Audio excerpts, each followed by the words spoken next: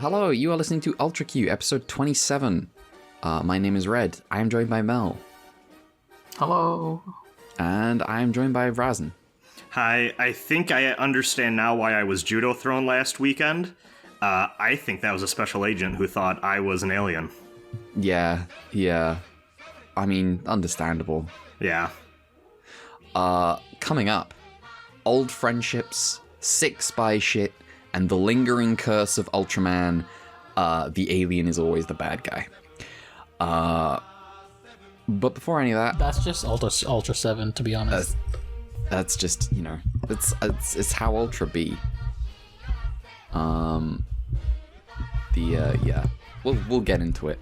For now, I just want to say, once again, I have not done loads this week. But the thing is, so I beat Final Fantasy 2. I don't really have like a massive urge to go in depth about Final Fantasy 2, other than it was pretty sick. That was a pretty good video game. The Emperor is cool. He kicks ass. The thing that I want to do is I want to figure out, because Armored Core 6 comes out on the 25th of August. And I just need to clear up what it is I have left to do, what my backlog is before I get into that. So, it's Dragon's Dogma. It's I love how you're the typing as you're doing this. Okay. It's yeah. It's Dragon's Dogma. It's the rest of the A Realm Reborn patch quests, as well as a bunch of Realm Reborn just bullshit, with like fucking raids and stuff, and then before kicking in Heavensward. I started playing. Maybe I will. I started playing ages ago now, and just every day I look at my 3DS and think, yeah, I'll play that today, and I don't. Shin Megami Tensei 4. So those are like the three big things. Also books. I started reading the first Tanya the Evil light novel. It's not very light. It's a fucking book. It's just a novel. And also reading A History of the Kings of Britain, with Geoffrey of Monmouth. Those are the things. And then 25th of August, Armored Core 6 comes out, and that will be my life. I am going to be in Chicago that weekend, and like the normal part of my brain is going to be like, I'm going to be enjoying a fun weekend with friends, some of whom I'm meeting in person for the first time after being friends with them for 10 years. And then the other part of me is like, you know what else has been 10 years since the last Armored Core? I'm going to be in Japan that weekend, but also I haven't played any of the Armored Core. Spoilers. I'm not gonna be on the next 2 episodes, by the way. Yes. I did technically lie a little bit when I said I didn't have anything to talk about. I did record some more footage of old Armored Core, because listen, there is a cottage industry of YouTube videos now about Armored Core. And I'm gonna play Armored Core 1 the way it was meant to be played on this original hardware. Let me boot up the game without reading the manual. Oh my god, it doesn't tell me what buttons to press. Idiot. Moron. While I appreciate the enthusiasm people have for the series now, I feel like we can go deeper, and maybe I need to be the change I want to see in the world. So I needed some more footage of. Honestly, I've had my AC1 footage on lock for a little while now, but I'm replaying. Well, I replayed Project Phantasma, which takes a day, and I've since moved on to Master of Arena. Project Phantasma, I think, is a better game than people give it credit for. It's also kind of weird and short, but Stinger is just the funniest man. We have talked about Stinger on this podcast before. I don't think people appreciate how funny of a man he is. I'm gonna email my nemesis and tell him to meet me outside. You get the final mission briefing, and in all caps, the word "this is not a request" show up on your screen. What a One day funny I'll man. understand.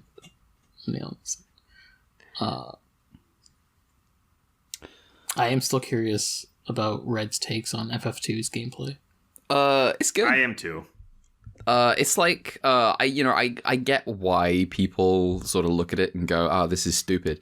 But also, I get why people think a lot of wrong things. I just I think it's fun that when I get a spell, it costs, like, no matter how powerful a spell it will end up being, it will cost 1 mana to cast it until I level it up to level 2, and then it will cost 2 MP to cast it, and then I level it up to level 3, and it will cost 3, etc., etc. And I thought that was cool, and I thought that, the one thing about Final Fantasy 2 that seems like genuinely enraging is like that all of this is hidden. Like, so much of the game is like hidden. What is black and white magic? It's oh, here's some general rules about what black magic is going to be and what white magic is going to be. It's like, okay, well, is this spell black magic? Because it seems like it should be black magic. No, it's white magic. Oh, well, I put it on my black magic character, so that sucks. Oh well.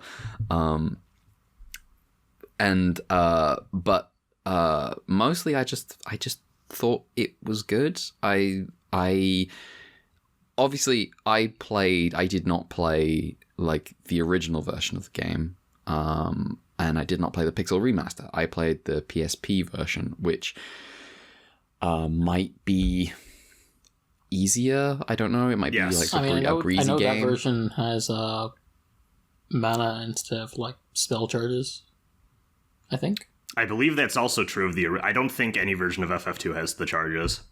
Oh, okay. Because I know FF1 has spell charges. But 1 and 3 are the only spell charges. slots. Oh, okay. Proper D&D spell slots. Mm-hmm. That's instantly how Suikoden works, which is interesting. But Vancian spellcasting.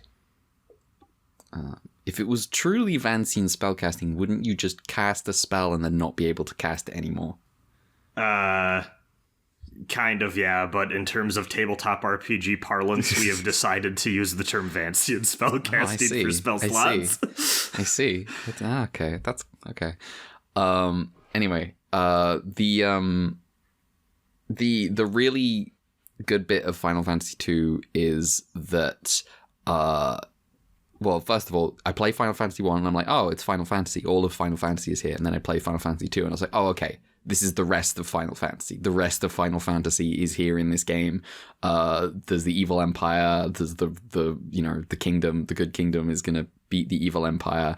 And it's just cool. It's just a really cool version of that. Because like the empire is like a threat. It's like constant. Like by the end, I don't. Can you spoil Final Fantasy 2? Is that a thing that? I think you surprisingly kind of can. Yeah. Okay. I guess I won't. Point is, the Empire's a threat. Also, the rotating fourth member of the cast is really cool. I think it's cool. I have a complicated relationship to Final Fantasy 2. In that you like the Saga games. Yes, and here's my thing, and I know that for most things in my life, I am not this way, because I view Final Fantasy 2 as like, okay, this was the base that like Kawazu, who was very influential in the design of FF2, would go on and use that as like a base to create Saga, which is a series I like a lot.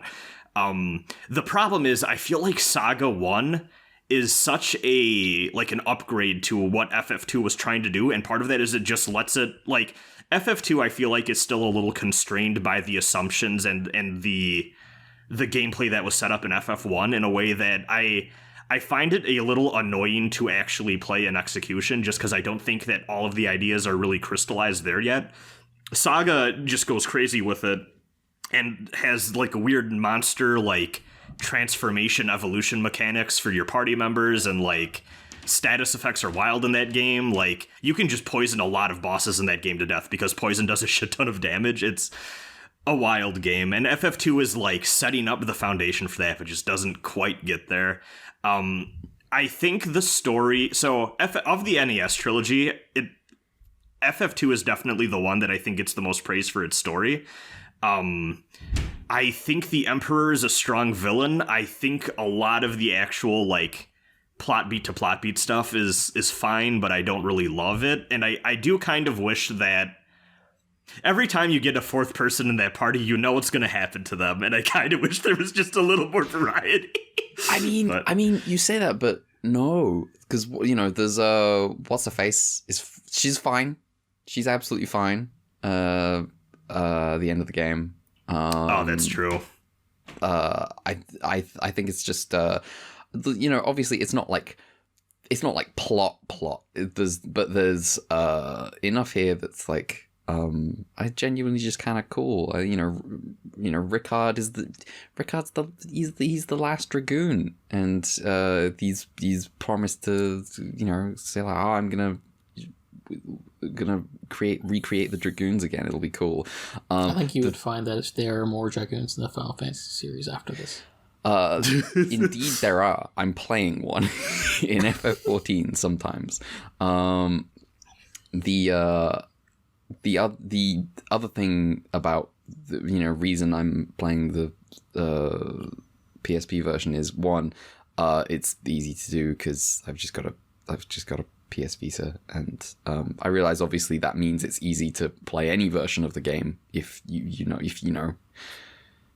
I realize the meme is the 3DS is very easy to hack, but before it was the 3DS was very easy to hack, it was the Vita.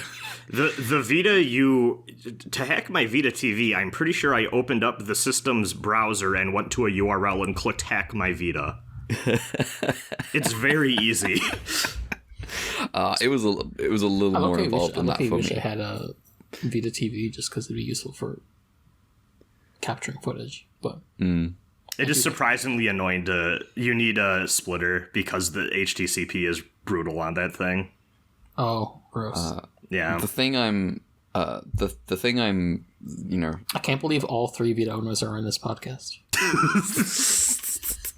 I could, because I'm playing the PSP version, I could play the Soul of Rebirth stuff, which is about, it's a whole thing.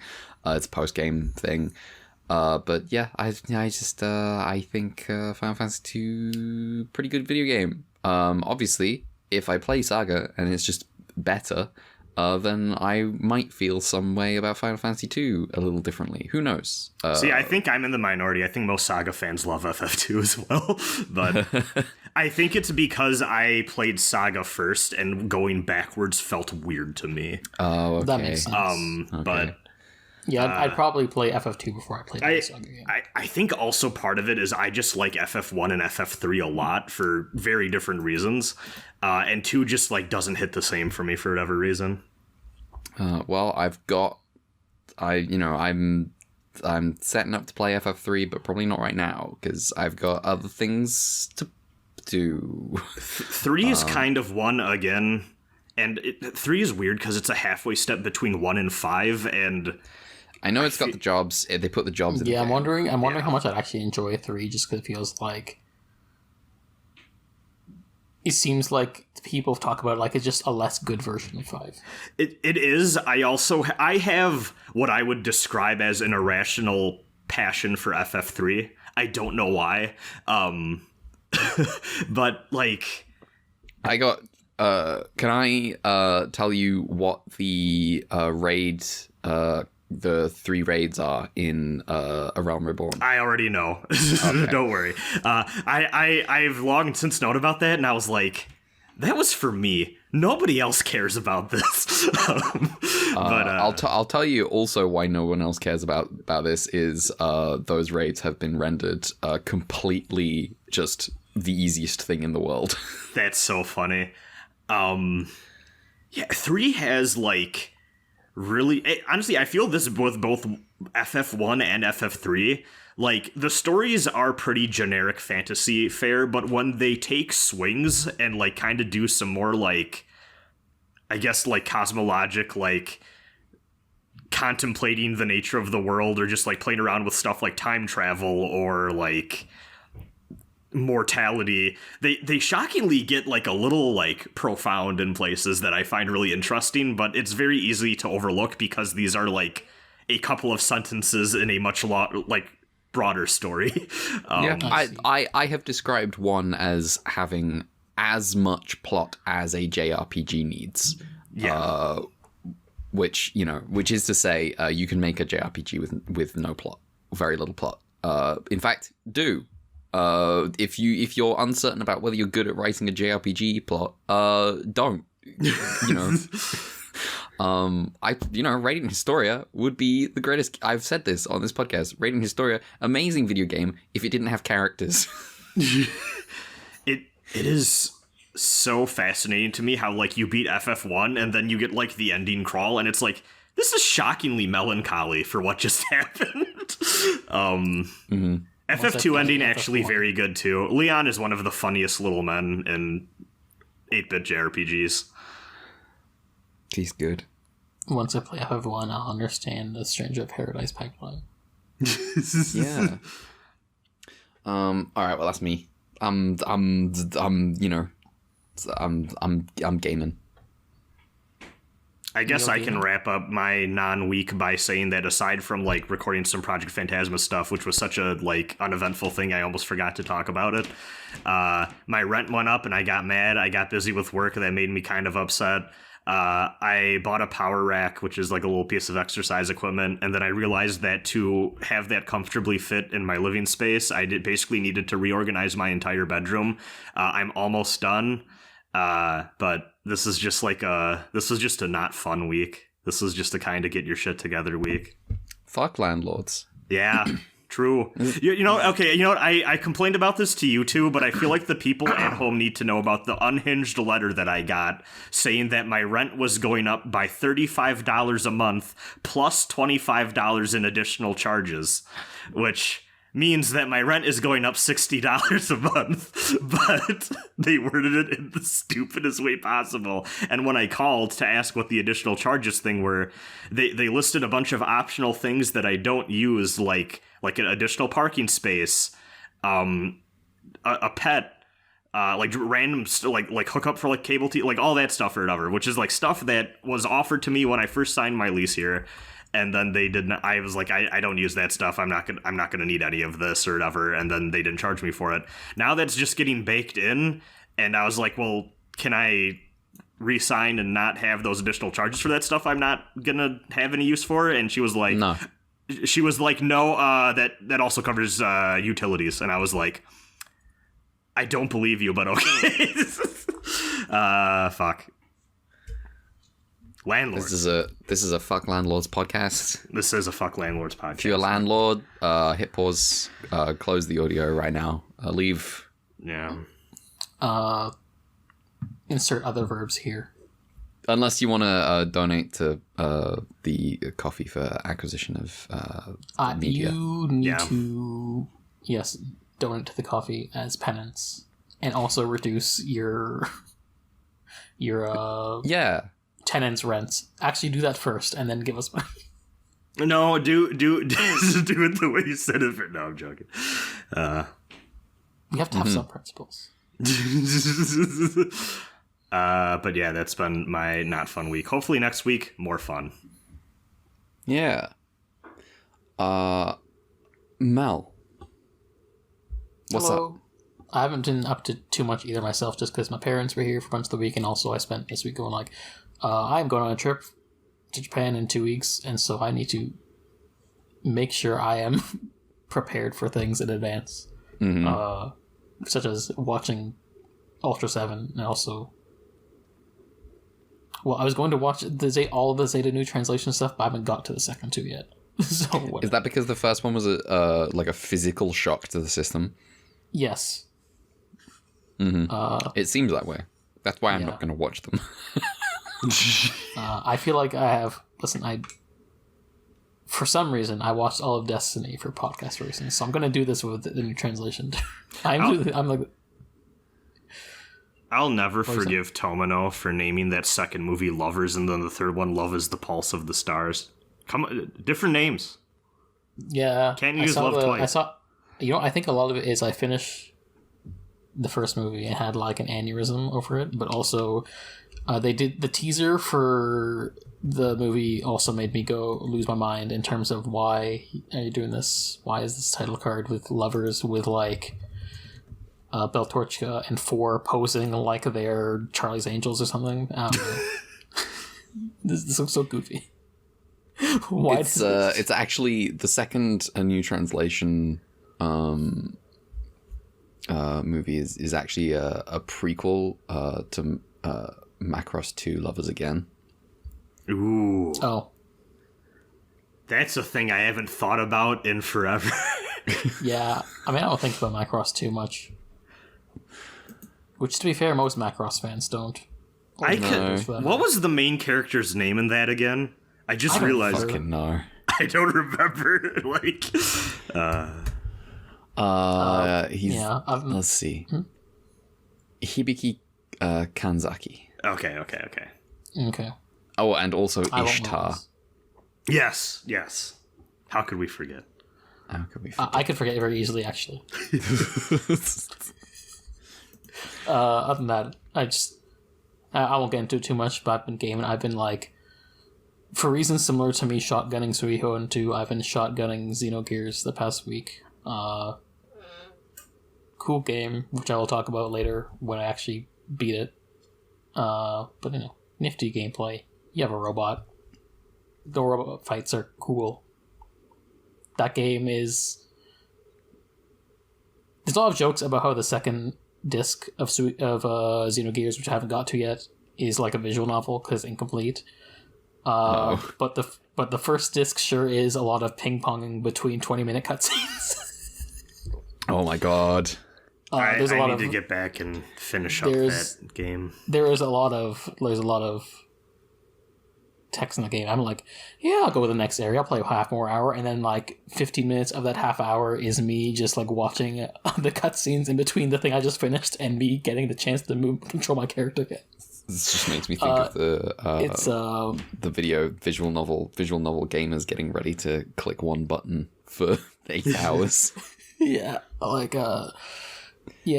I mean, the game is dense and there's like mysteries and proper nouns all over the place. A lot of them Gnosticism. from the Bible. But also sometimes it is just like, you do not need to go in too much detail about this, but we are just spending 15 minutes on this one scene. One of the moments that solidified for me is early on when you get stuck in that underground like desert cave and you just happen upon this like weird archaeologist dude's home, and he just gives you an exposition dump on like ruins or whatever. Yeah. It's so good. His name is Balthazar. That's Which right. Could either be a biblical reference or a reference to Chrono Trigger, because apparently this was at one point a Chrono Trigger sequel. Yes. Which is why Luca from Chrono Trigger is just, for whatever reason, in the tutorial town and rips you off by teaching you about save points and then taking your money. It was also at some point supposed to be Final Fantasy VII, which is hilarious to me. It is also funny that Parasite Eve was also at one point supposed to be Final Fantasy VII. It has the Resident Evil 4 effect of being a game so long and specially crafted in development that just its production spawned multiple other cool games. Multiple other franchises. Yeah. Combat system is neat. It seems like it's trying to be like an action martial arts focused thing because they give you like light, medium, and heavy attacks. You can do combos, quote unquote. That's cool. With the death flow system, where they give you a preset sequence of attack inputs, and you do a cool attack. Though, I do kind of wish the execution was that the cool death flows weren't just, oh, this one is just a stronger attack, and then they had different more effects. It feels a bit rudimentary. But the mecha fights are pretty involved. There's like a system of like the death flows as like a on-foot character translate into different moves you can do in your mech. I do like it when robots fight. And like you can. There's a system for like the robots. There's more decision making involved with the robots because the robots have like a fuel system where you have to conserve a lot of stronger attacks, waste more fuel, and then when your robot runs out of fuel, it can't do shit. And also to do like the cool death blow combos, you need to first like build up your attack level by doing basic attacks. So there's a little more like thinking, I think, in the mecha fights. Also, at some point in the game, you enter a robot mecha fighting tournament, and it's just a fighting game for some reason, like an actual one. They just put this in the game with a training mode with frame data. There's also cool. there is a versus. You can play that 2-player. There is a versus mode. Yes. That part of the game, you meet a guy named Ricardo Bandera who is literally just inspired by Blanca, which may be why he has like an Iberian name. I don't know. It is a cool game. Even if sometimes I'm just like, move a little faster. I need to get back to the Veltal and Xenogears are like all-time mech designs. IMO. I love them both so much. I haven't seen the Xenogear itself, but guess what? You won't for a very long time. I'm like over the halfway point, maybe 2/3 of the way through disc 1, which I think I'm about halfway through the game because I have spent a lot of this week trying to burn through this game because the podcast I listened to that did Suikoden 2 is doing Xenosaga as their next season, and I'm like, well, I'm not going to play Xenosaga until I finish Xenogears, so I'm going to do that. I really have been feeling in the last year, ever since that last Xenoblade 3 thing came out, I've been really feeling the itch to go all in on the Xeno stuff.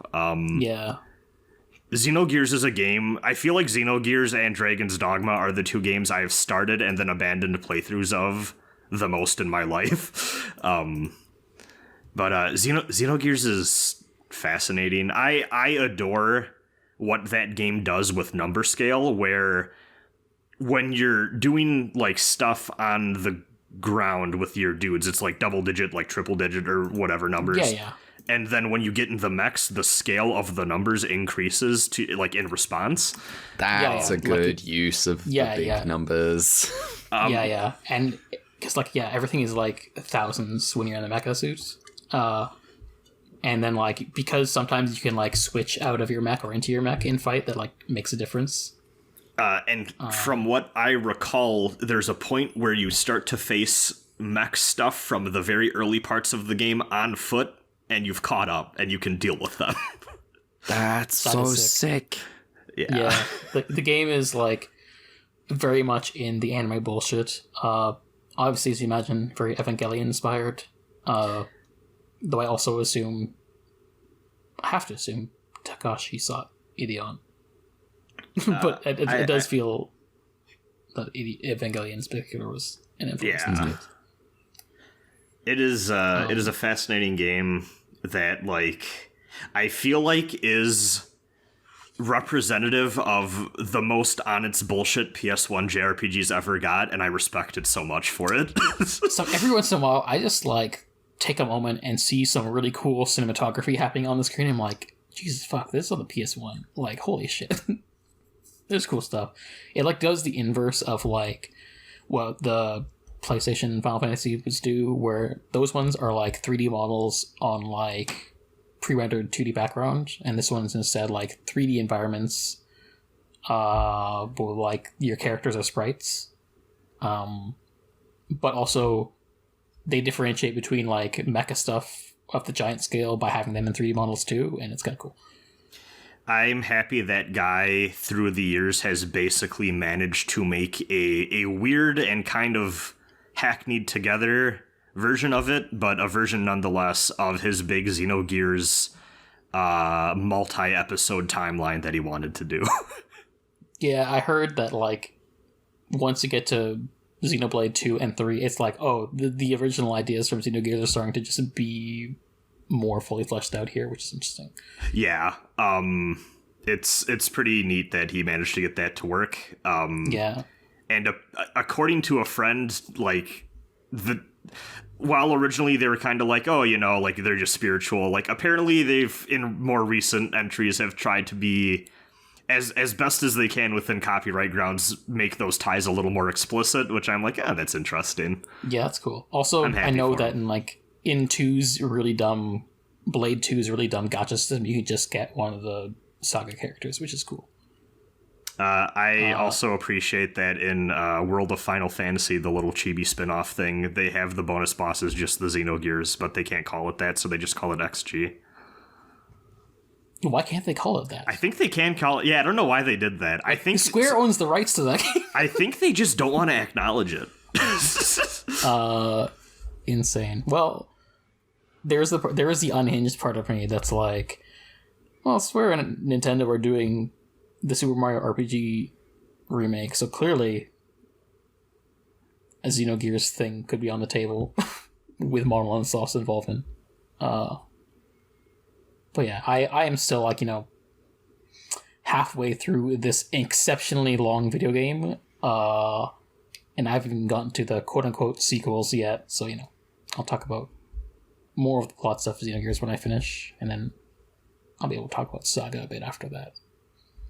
I'm not touching Blade until I do Saga. I'm going all in on this unhinged release order system. That's what I'm gonna do too. I played like 10 hours of Xenoblade, and I felt guilt. I was like, no, I'm doing it wrong. I'm going to do it even worse. I'm going to just simply watch Illyra play Xenoblade. I've debated doing that before. Specifically with her. So obviously, Xenogears is obviously all into all sorts of anime bullshit. I mean, I say bullshit, I just mean not derogatory in this case, but it is just known anime haters, the Ultra Q podcast. Yes, it is just funny that like Xenogears is having like this reputation as like cool. I think it has this reputation as being like a deep game, etc., with a lot going on, a lot of layers, and it'll be fun experiencing the pipeline of what seeing Xenogears for how it is, and eventually getting to the part where we get a Welsh cat girl. The last thing I have to say about the Xeno series is I do think I'm excited to get to it someday, but all of the Xeno like friends that I have are very excited for me to get to Xenoblade Chronicles X in particular, because they're like, this is a certified Rasen brand video game. And I'm like, it probably is. All I know about Xenoblade X is anyway there, I need a bigger gun. Listen, the music in that game is pretty good. Also, it takes place in Neo Los Angeles. Yes, that too, which is... Wait. Wait. What? Yeah, so you got to go to a whole different planet. It's in the rap song. They settle on a new planet because bad shit going on with the Earth, and you just build Neo Los Angeles as you do. Ooh, Yeah, okay. the fact that it's called like Xenoblade Chronicles X, and it's like, oh yeah, Neo Los Angeles, does make me feel like this is a different kind of thing than all the other Xenoblade games, which is probably why it's called X and doesn't have like the red color scheme. I need to relate this because I do not think it's true anymore. But one of my friends who was like Xenoblade lore, like, hardcore enthusiast or whatever, had a theory for a while that the reason it was called Xenoblade Chronicles X was because it was going to be the 10th game and everything else was leading up to it. Apparently that is definitely not the case anymore, but that would have been fucking cool. I'm looking at this game. I thought this was just a Xenoblade Chronicles game. No, it's different. There's Why a is reason it why different? it's not a numbered entry. It's not numbered entry, so... You play as like a silent protagonist, create a character too, who is like objectively not a person, like no character really. But I know it doesn't say, it doesn't have a number, but it's called Xenoblade Chronicles. Yeah. They didn't call it like Xenoblade something else. This is mental. It's not the game I'm most excited to get to, but I am incredibly curious about when I get to the game and see, like, okay, why is this a Xeno game? Or at least a Xenoblade game, for whatever difference that makes. I do think it sucks that apparently there are... The guy who directed... I think the director is the same as all the other ones. I don't know why I worded like that, but apparently he has gone on record saying, like, listen, there are reasons this probably won't come to Switch because there's some, like, behind-the-scenes technical stuff that makes it difficult, which is a bummer. But I'm also sad because apparently that game's ending definitely hints at, like, oh, this story will be followed up on, and it sounds like maybe that's just not going to happen anymore because the fucking Wii U. So, yeah. I think if they re-released it if they re-released it again, it would get a second life, I'm sure. Oh, I'm sure. When the Wii U came out, I was still reading, like, monthly, a British print publication called Official Nintendo Magazine. And the amount of cope about the Wii U in that magazine was hilarious. It was not because, they did the 3DS, and 3DS was like a smash hit, and then the Wii U happened, and I was like, no, man, this isn't the one. I bought a Wii U for Tokyo Mirage Sessions. No regrets, baby. I have to wonder. What about what it's on the Switch? Like. No regret. Listen, the Wii U, the Wii U is now my RetroArch console. It works great for it. I do have to wonder what it would be like to go back in time and read the magazines of like the Nintendo magazines during the N64 era and be like, oh man, check out this new game that's coming out in a year. We have no other games released in that time. What's a PlayStation? Don't worry about it. I have fond memories of my Nintendo Power subscription when I was a kid, and that was peak N64 era, getting all the tips on Majora's Mask. Man. Gaming magazines.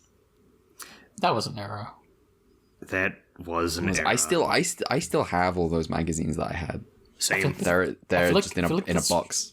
They fit very neatly into a box. Memory of game magazine I have is just like in high school in grade 11, I was like reading a Nintendo Power. It was like, oh man, coming out for the new, as in new at the time, not the system named this, the new 3DS. The new Mega Man game, Mega Man Legends 3, get ready. I was like, oh man, I can't wait to buy a 3DS to buy this game.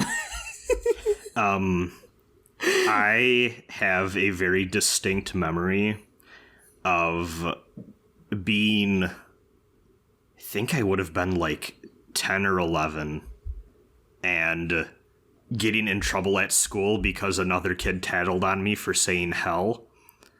And then I came home crying, and then I read Nintendo Power that had just come in the mail to make myself feel better. America's a ludicrous place. It's a very, very silly place. That teacher, I otherwise liked that teacher a lot, actually. Very, very nice woman who helped me a lot when I was going through some weird shit as a kid. She went in hard on me for saying the H word.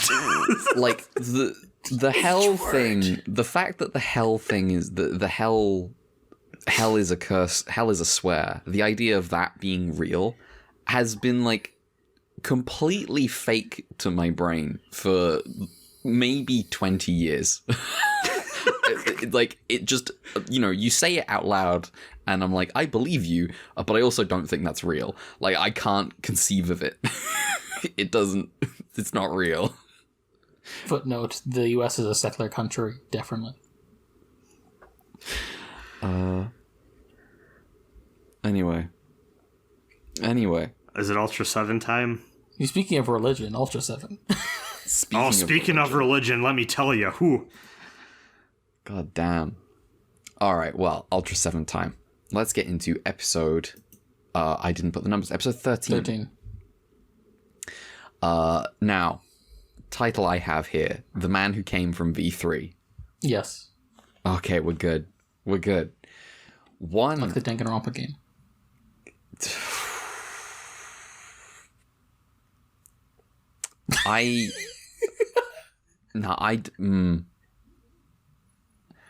I wonder which one's better between this episode and the Danganronpa game. V3 is divisive, but it's one I like a lot. I will say that. I never got into V3. I stopped after 2. You know what? 2 is a good game too. 2 is the only Danganronpa thing I've experienced I think I like. I have never touched Danganronpa in my life. I will continue to hop on happy. I love that for you, honestly. I will simply live my life. I will be free. People seem to like posting about the girl with the big blonde hair. People like her. Who knows? Anyway, the man who came from V3. One Captain Kurata and aboard the V3 space station reports that they are under attack from an enemy ship.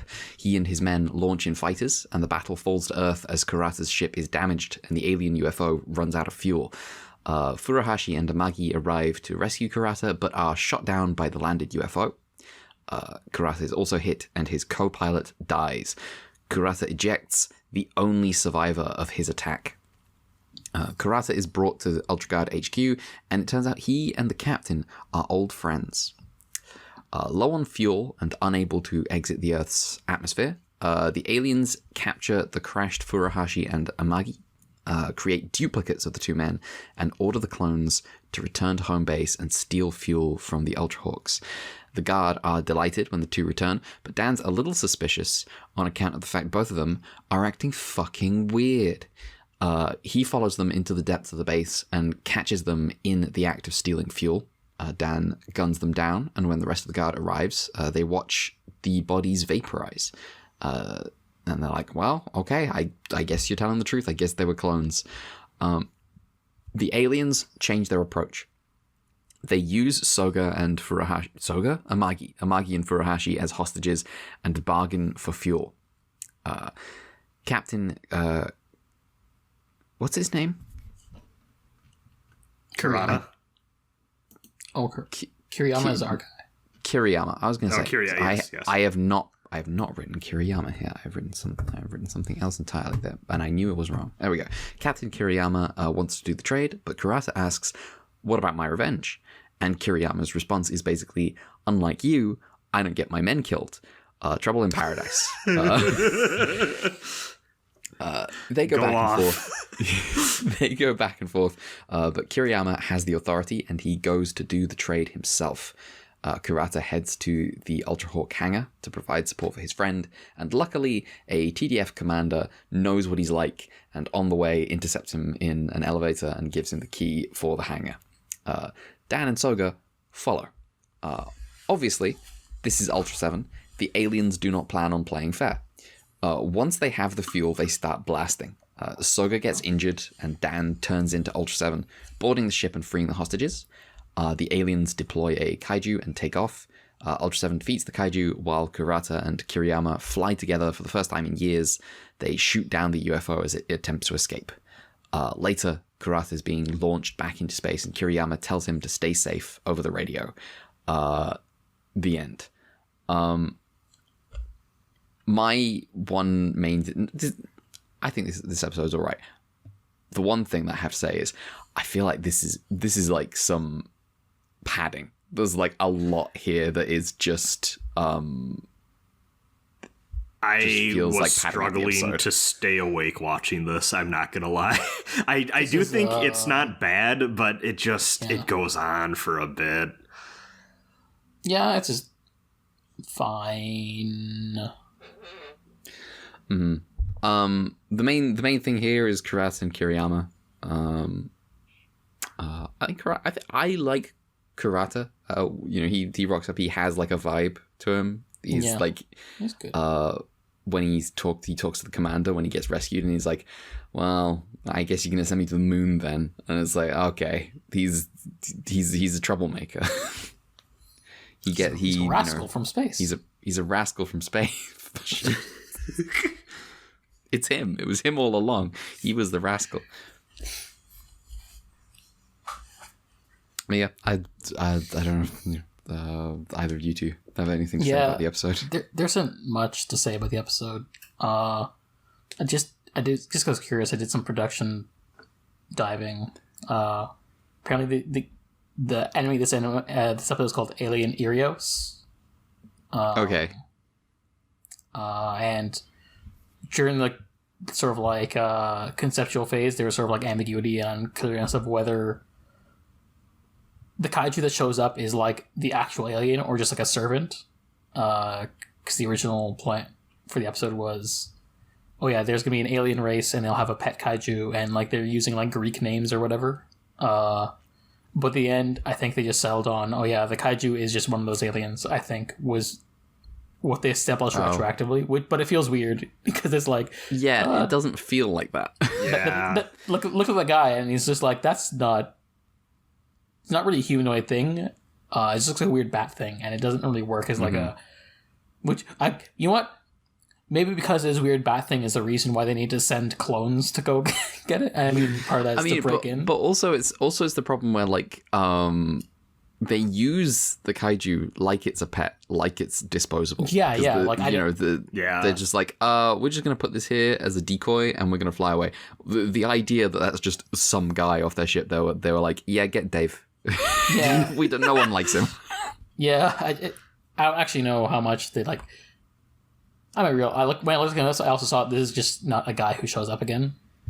Mm-hmm. Beyond like maybe like one reference allusion to the name, but like the kaiju never shows up again. So it's one of those things where it's like, we don't have to actually care too much about the specifics. And just like, I don't know. I guess I guess there is more text to episode 12 that is beyond the episode. But I don't know. It's one of those things where it's like, well, I don't know. Yeah. I think it's funny how little fake Furuhashi and Amagi managed to get done before they're found out. It's so fucking funny. It's because Dan is, he's the Ultraguard's shining star. He's always on the shit. But also, too, people are like, hey, how are you doing? And they just stare at like, it's so fucking good. I think I could do Dan's job here. I think them showing up and just like, yes, hello. And I'm like, okay, well, I think you're a clone. I don't think you're really Furuhashi. The funny thing is, often like characters will do something really suspicious and nobody will notice, and Dan will notice, and like me as a viewer, I'm like, well, yeah, obviously I would notice too. But also Dan, from his position, goes on to like accurately predict everything to the exact detail, and I'm like, okay, I know something will be up. I won't be able to get that. Oh man, he's Sherlock Holmes in it. He's got the BBC Sherlock Mind Palace stuff going on in his head at all times. Or like Ento. Yeah. The Rasen, as our resident Kiriyama hater, how do you feel about this episode? I will say I do think the little bro friendship he has with Kirata actually did warm me up to him a little bit. Like when they first meet up and they kind of like embrace or like shake hands or whatever the fuck they do, it just kind of cuts to everyone else in the room like smiling, like he has actual friends, which is like, hey, it's kind of nice. Yeah, the farewell at the end episode was pretty nice, I think. Yeah. But yeah, overall, I only really had 2 notes on this episode, really. It's like, I think the aliens' design is kind of interesting. Like, I was like, that seems a little different. And then, yeah, just the other, we kind of already talked about, but just this one just feels like, again, kind of that thing we sometimes ran into with Ultraman, where it's like maybe they just didn't have enough, because this one just kind of dragged for me. I did not go into this episode tired, and by the time it was done, I was like, I need to go to bed.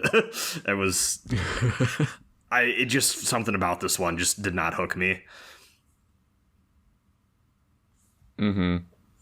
Not bad, but just, I don't know, it didn't keep my interest. Yeah. I think I'm probably the same. I towards the end, I was like, we can wrap this up.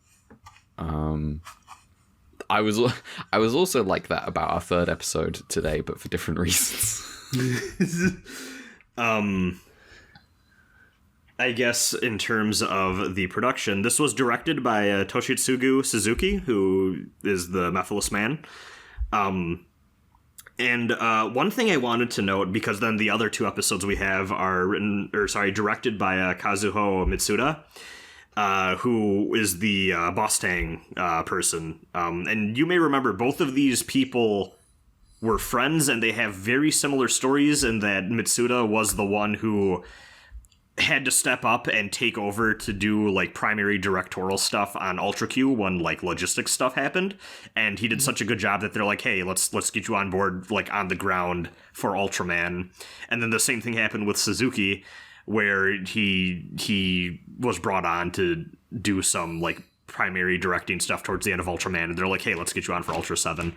I just think it's really interesting that both of them have that like very similar shared sort of background in terms of their involvement with Tsuburaya production stuff. But not only that, those 2 combined have directed 9 out of the 15 Ultraseven episodes that we've watched. Damn. Which I just like, they're really trusting the 2 of them, and like, they're to be busy. fair, I think they're mostly doing a good job. I will say overall, I think Suzuki's episodes for Ultraseven have been a little bit weaker compared to Mitsuda. Suzuki also did the Suspicious Neighbor one, and then also the Escaped Alien Convict one. Was Mitsuda was he the toy gun? Yes. That was a cool episode. He was also Fly to Devil Mountain. The 4th episode, which I don't remember what that was, the Godala one. The Dark Zone one. How could we forget, with our friendly little guest? Killer episode. Yeah, it's great. One of the best so far. Yeah, and the toy gun one. Sick. Mitsuda's killing it in Ultraseven, I gotta say. Who's the writer this episode? The writer, I'm happy you brought up, is a newcomer who has a very interesting story, and also semi-spoiled me on upcoming podcasting. No. I will keep it vague, but I will bring it up because I do think it is at least, important and maybe something for people to look forward to, ? I will see if I can read between the lines, because depending on what I know. But anyway. I think you might know. I don't know. Okay. But this seems like a thing that people would probably know about. But okay. This was written by newcomer Shinichi Ichikawa, who would later go on to serve as the Japan Broadcasting Association president from 2010 until his death in 2011. Ichikawa's... For 1 year? Oh, sorry. This was supposed to be 2000 to 2011. Okay. Yeah. Good catch, because I would have just completely not noticed that. Yeah, I was like, damn, it's sad to land a big job and then just die a year later. We'll talk about that with this guy. Ichikawa's father was an Imperial Navy flight instructor, and his mother belonged to a well-off family that had owned a successful store that had been in operation since 1793. Holy shit. Yeah. Unfortunately, his mother got sick and died when he was only 10 years old.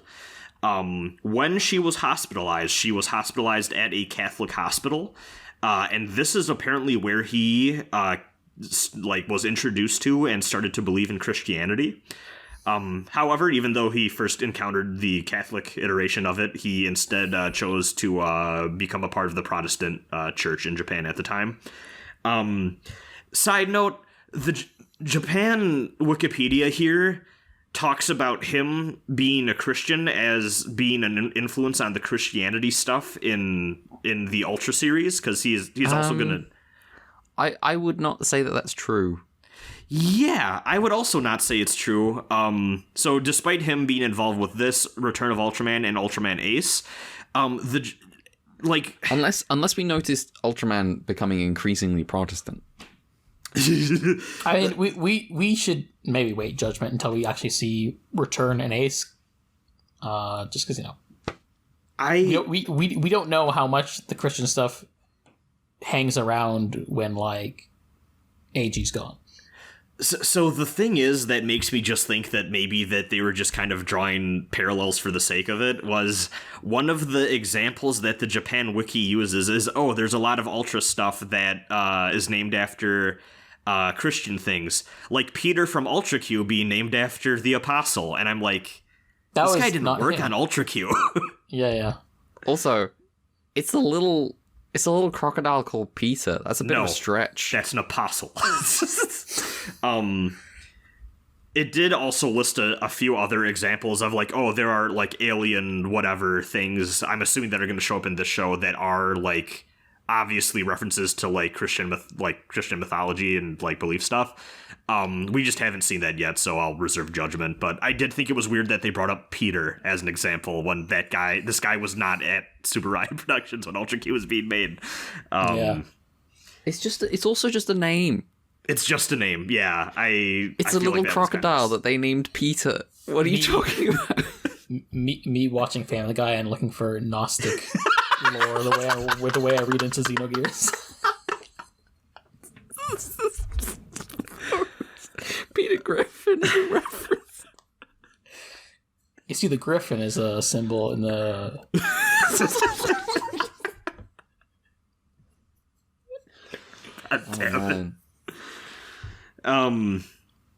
Where did I leave? Oh yeah, right, Protestantism. Anyways, ever since he was a young child, he enjoyed writing and painting, and apparently was so talented at entertaining his classmates that at one point his work was highlighted by a local newspaper.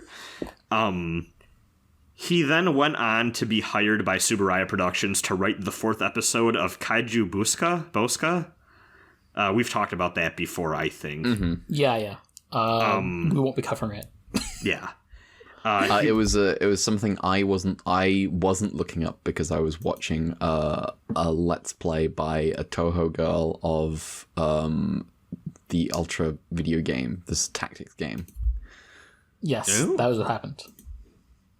And then after that, he was moved to writing for the Ultra series, making his writing debut here for this episode. Later on, he would be put in charge as the main writer of Ultraman Ace. I am going to withhold everything that I've read and just say that this led to complications that we will cover at another time. I see. I will also say the little bit that I've read has made me very interested in what the fuck is going on in Ultraman Ace. I am looking forward to that show because I know it's weird, and I know there's some production stuff in there, but that's 2 seasons from now. I screen capped a description of what happened there and put a pin in it because I'm like, this will come up. Can you just send it to me in private? Yes, I can. I know there's also an Ultraman Jack. Is there an Ultraman Queen and King? Oh shit. I think Ultraman King is the first one IMO, but, you know, that's just... He is not a king. We are not giving him king status. Listen, I would say, historically speaking, I think his behavior is quite king-like. Tragically, for many of those involved. So evil. Anyways, he would go on, Ichikawa. He would go on to write for many TV shows. Then he wrote a few books, and later in life, he apparently became like a regular guest on TV and radio programs discussing the state of the TV industry and like things that were coming out. He just kind of became like a talking head that like people kind of knew, like, oh, this is like a famous writer guy or whatever. A few other random notes that just like don't really, like, they're not super relevant, but I thought they were interesting. He expressed some guilt over the Aum Shinrikyo attacks and like incident overall, stating that it's undeniable that the movement's popularity was somewhat bolstered by pop culture, specifically citing Ultraman stuff, but then also Space Battleship Yamato, which I thought was interesting because as far as I can tell, he did not work on Yamato at all. But I feel like that's not the first time I have heard people make that claim, so I thought that was kind of interesting, just seeing someone involved with kind of the culture at the time just saying, I feel kind of bad about how that all happened and some influence that they may have taken from that. Apparently, he was also the writer on The Ultraseven That I Loved, which is a, like, dramatization of the creation of the show. And it needs subs. It does need subs. I ripped it. You can go sub it, someone. Now, funnily enough, apparently when writing himself, he decided to make himself... everyone else, he tried to be as realistic as writing as possible, but then when writing himself, he decided to exaggerate himself and make himself a little bit of a clown that had trouble with women. But then later on, a fellow Ultra 7 writer would tell him, damn, you did a really good job portraying yourself, and apparently he was offended. Fucking owned. Holy shit. Bro, pack it up. Yeah. You're done. God damn. And then the last thing, which is sad, but apparently he was scheduled to receive, like, I think it was some, like, national, like, award thing from, like, the Imperial family to be like, hey, like, we just want to acknowledge the work that you've done across your life, writing for various beloved TV properties and all that stuff or whatever. Oh, an MBE. He I just said something very British. I apologize. Please continue. Yeah, I was just gonna gloss over that because I had no fucking idea what was going on. But I will explain. Okay. Afterwards. Yes. But apparently the day of the ceremony that he was supposed to get this as like part of like a broadcasted thing or whatever, he got really sick and he had to go to the hospital and he died, I believe, of lung cancer. Which is sad. So that is sad. Yeah. RIP. So an MBE and an OBE are member of the British Empire and Order of the British Empire are or what is it, Officer of the British Empire. They are awards that are given out by well, I guess not by the Queen anymore, rest in piss. Given out by old King Charlie, and they're given out to like a lot of British actors. So have MBEs. So run this by me again. In the present day, they are still called of the British Empire. Now, Mel. Now, would it surprise you to learn that Britain is a little bit fucked up and weird, I think, and everything is outdated? I think significant portions of the world's population could tell you this hundreds of years ago. What? No. Okay, let me Google who has an MBE. Actor. Let me see. Actors with MBEs. 34 celebrities with actors awarding... No, I don't want knighthoods. 34 celebrities with royal honors. Ralph Lauren. Keira Knightley. She's got an OBE. Emma Thompson. Adele. It's got it's got an MBE. Eddie Redmayne's got an OBE. Benedict Cumberbatch has got a CBE. Jesus, what is a CBE?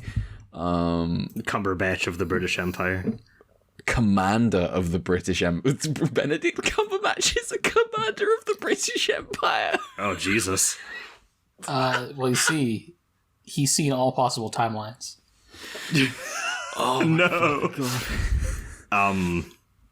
Anyway, yeah, so that's when you said he was getting honors from the Emperor. I was like, oh yeah, an MBE. I know. Yeah, it's very funny that you felt the need to explain that, and I was like, well, yes, naturally. Is that not how everywhere does things? I'm actually curious what the equivalent is in my country, just because. Probably an MBE and an OBE. Sorry. I mean, we also have King Charles for some reason. But yeah. You know.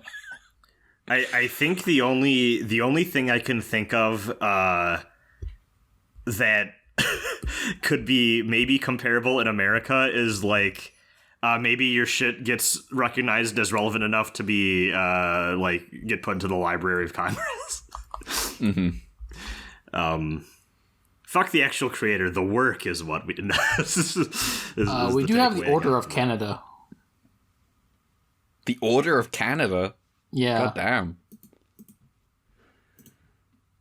I don't know if that's equivalent. But Ewan McGregor's got an OBE, but we'll let him.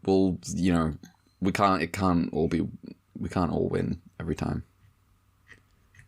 I have two other notes. Well, I didn't even write this down, but apparently after he passed away, a bunch of his colleagues and peers were like, we should hand out a Ichikawa award. And that stopped this year because everyone that was in charge of that whole thing also got old and died. Oh. And nobody really took up the mantle. Aw, damn. So Happens. Age, it happens. And then the other thing is, Mel, while that we had that discussion, I tracked down the bit about Ultraman Ace. So here you go if you want to take a look at it. But yeah, seems like a person that we will see a lot more writing from in Ultra 7, Return of Ultraman, and then Ultraman Ace. So curious to see how we feel about him in the future. I've got one more cursed OBE. Yes. I actually don't know as much about this, so I'm gonna. It seems vague enough, doesn't matter, but it's also I'm gonna keep myself vague. Mm-hmm. Okay. But will be interesting. When we get to it. One last OBE, James Corden. As an OBE. I don't know what the fuck for. Fucking off to America. That's what he got the OBE for. Maybe. Pondering my obe. Shut the fuck up. That's all I got for this episode. That's more than the actual episode, to be fair. Yeah, to be fair, we didn't have loads to say about the episode in the end. No, it's just kind of there. Okay. Episode 14. First of the new batch. I have to take an L. First of a two-parter. Yeah, first of a two-parter. I have to take an L right at the top here. No capsules. Yeah, I'm taking. I taking said some major L's too.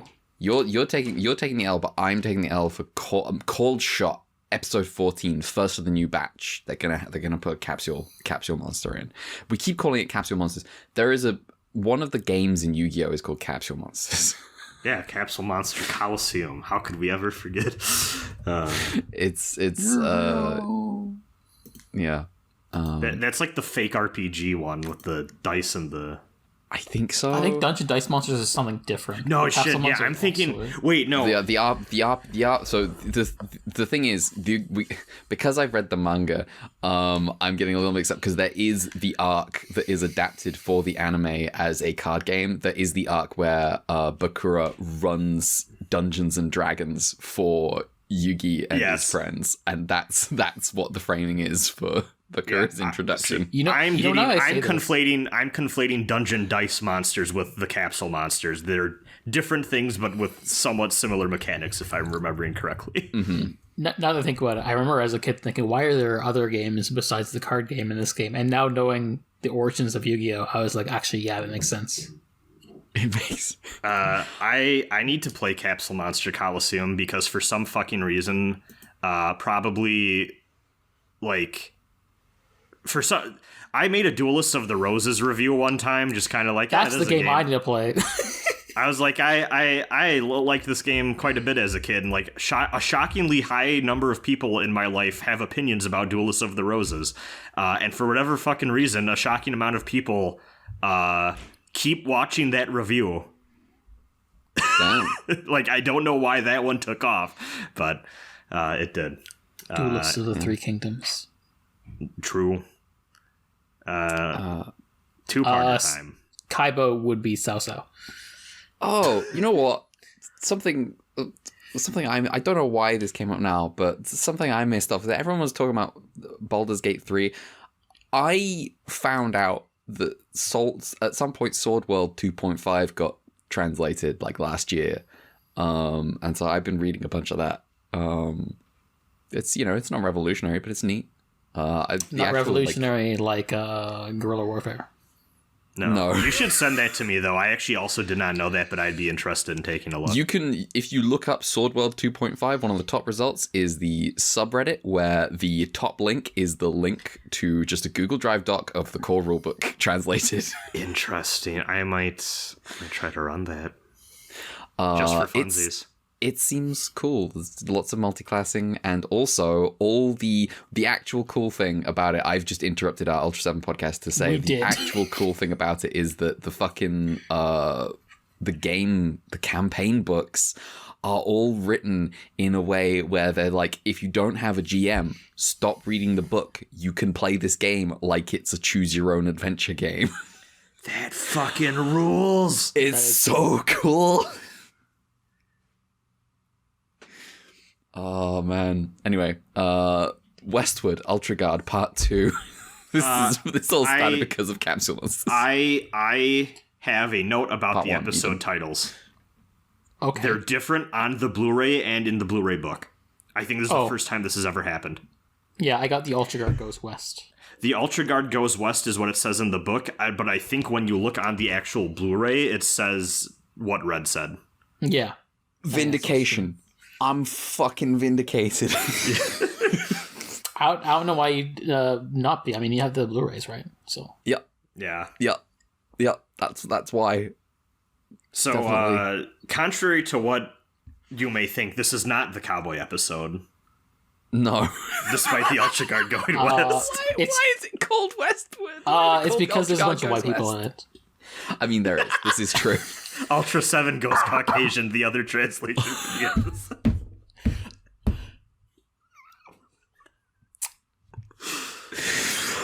This first white guy's really cool, though. Let's he's very cool until you find out his name, but that's getting ahead of ourselves. Yeah. He does see a battleship or just a ship explode, makes the sign of the cross. It's so fucking cool. All right, 60s James Bond shit is happening as a man escapes a ship in scuba gear, changes into a suit with black gloves and sunglasses once ashore, tosses a cigarette, and the ship he escaped from explodes, and he, in his car, like fucking signs the cross on his chest and then drives away, which is the hardest cold open to an Ultra 7. And then it cuts immediately to church bells, which is even... It's so good! Yeah. I'm realizing something now that we'll talk about it later, but... Okay. An assassin has been killing various foreigners in Japan.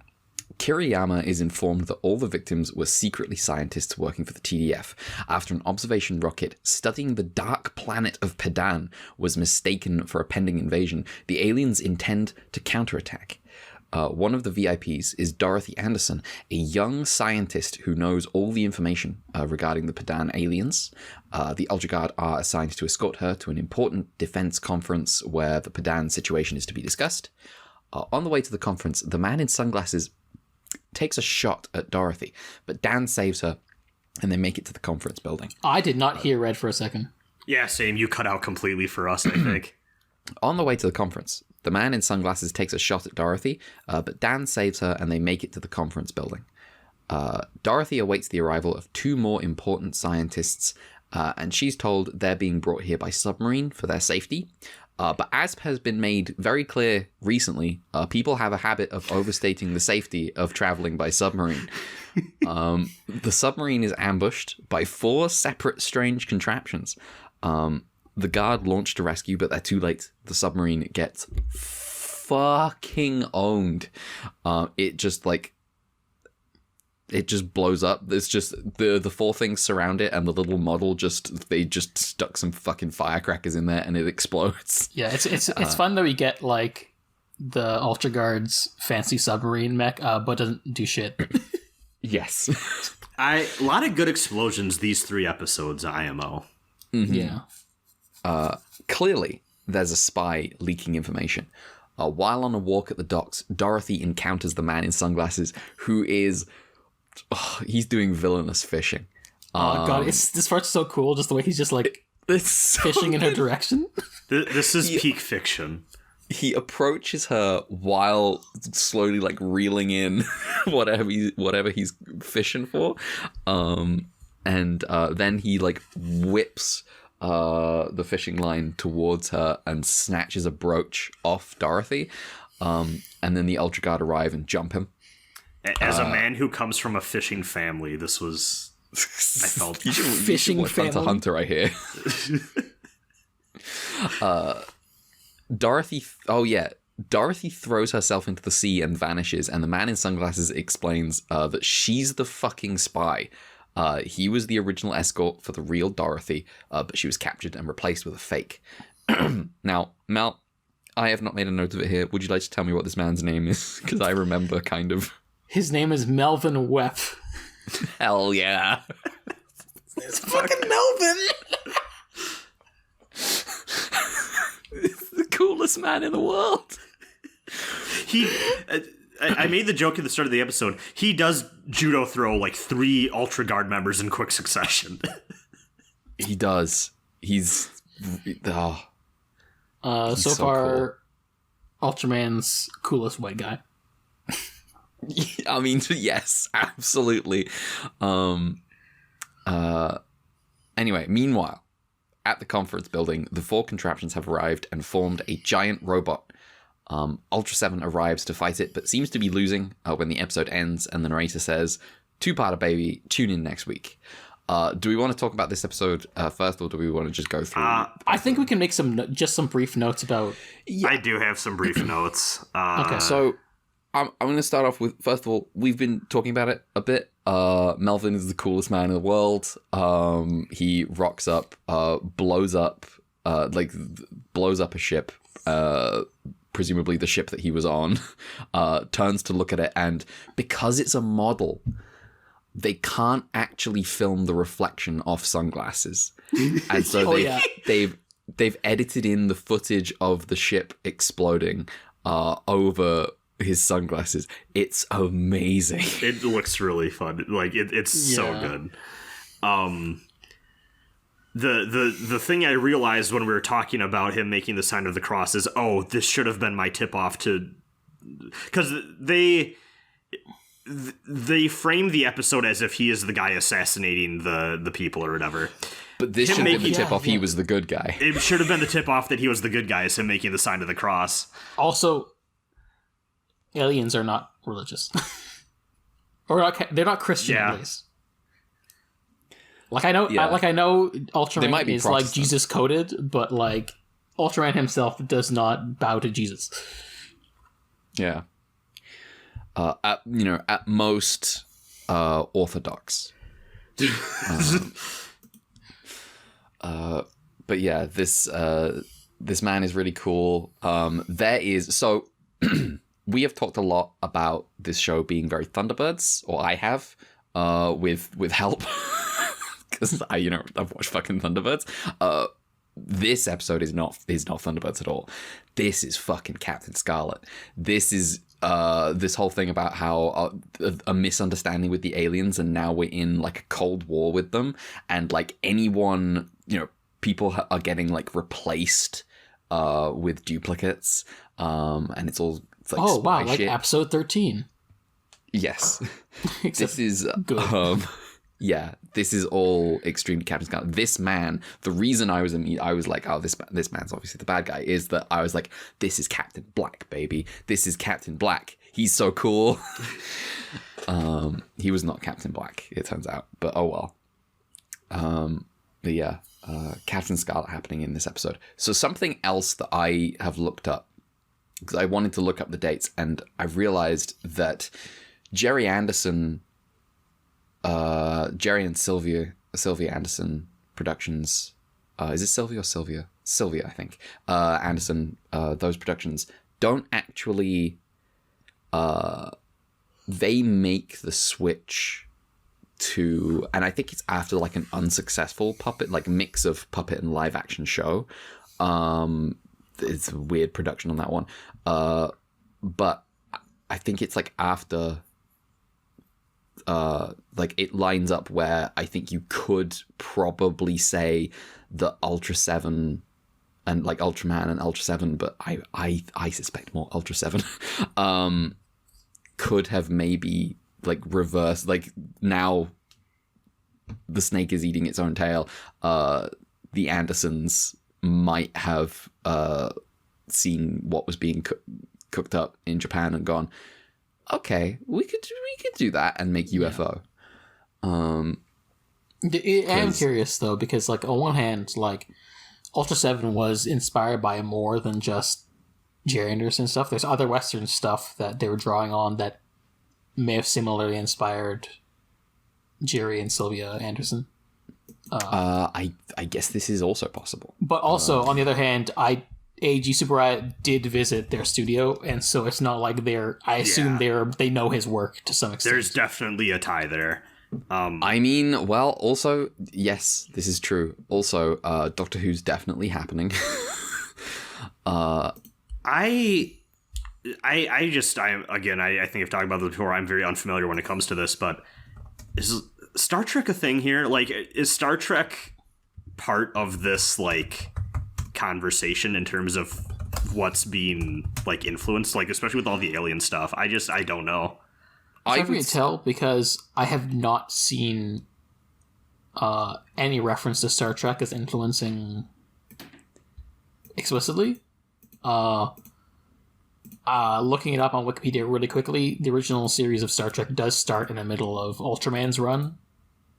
Because, like, I think we talked about it, but, like, the little more traditional military vibe of, like, the designs for everything here, just, it strikes me as what I've seen of the, like, old Star Trek stuff. It feels like it's more in that wheelhouse. There is a degree to which that does kind of tie over. I would say Star Trek is much more, like, because on the one hand, yes, there is more, they are like a military vessel-ish, but it's, I would hesitate to describe the original Star Trek series as kind of having like a military vibe. There are like episodes, where there's the fucking, what is it, Balance of Terror, which is the fucking submarine warfare shit. It's fucking good. I mostly just mean like the uniforms and stuff make, like, the Ultraseven uniforms make me go like, oh, this looks like a Star Trek thing a little bit to me, but it doesn't look much like original Star Trek, because original Star Trek is all like very like, so I can original. Oh, you Star know what? Trek You're right, because that's uniforms. Like the very like like monocolor, like one color, and also all the women are in the dress. Yeah. with the short skirt. Yeah, say what you will about like how these shows have treated their female team members, but they still wear like pants. Yeah.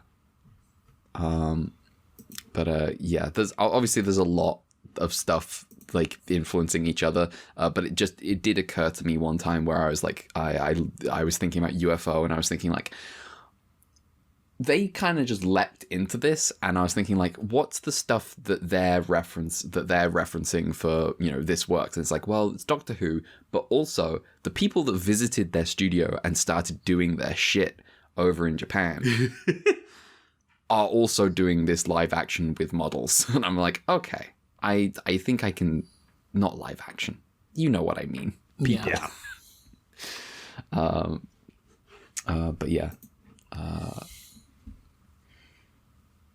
I felt a little weird at the end of this two-parter where I enjoyed this first episode quite a bit, but then right at the end so I think the robot is cool. Yes. I think this is technically the next episode, but when I realized that the little bits that fucked with the submarine were not just tiny alien ships, but were in fact bits of like that came together that combined into a mech. I did the pog face. I thought that was really cool. That being said, the set that they reuse like the set of, well, like, I guess not the set because it's all probably constructed, but like they're definitely taking some inspiration from like when the UN like building gets attacked in the Jamila episode or whatever. Like all the flags are there. This time it's the it's the whatever, like terrestrial defense force, I want to say. Yes. TDF. Yeah. Yes, it's their like big base or whatever, instead of like, oh, this is like where all the politicians are hanging out. But, you know, same general vibe. But then also too, we get the two-parter Gamora thing again of, oh no, Ultraseven can't beat this one. And like right towards the end, there's just like, we're kind of taking stuff from Ultraman that I actually think worked a little bit better in both of those episodes of Ultraman. I don't think it's an actual problem. It just kind of distracted me a little bit. Yeah. That's fair. Also, the Australian flag in the UN flag thing is really funny.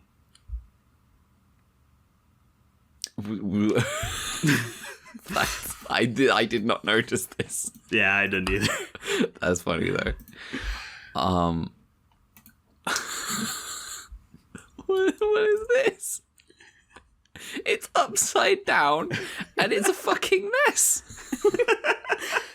I mean, it's a miniature. Maybe on standard definition televisions, they weren't expecting you to this notice. might even be... No, it's not. It's definitely the Australian one. Why are the...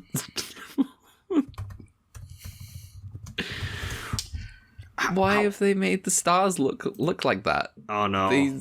They all leaked. I mildly scratched myself playing with that knife. I need to put this down. Don't stop playing. Kids don't play with knives. I know. This is a stupid bad habit I've picked up ever since I bought this fucking... I just need to put this thing away.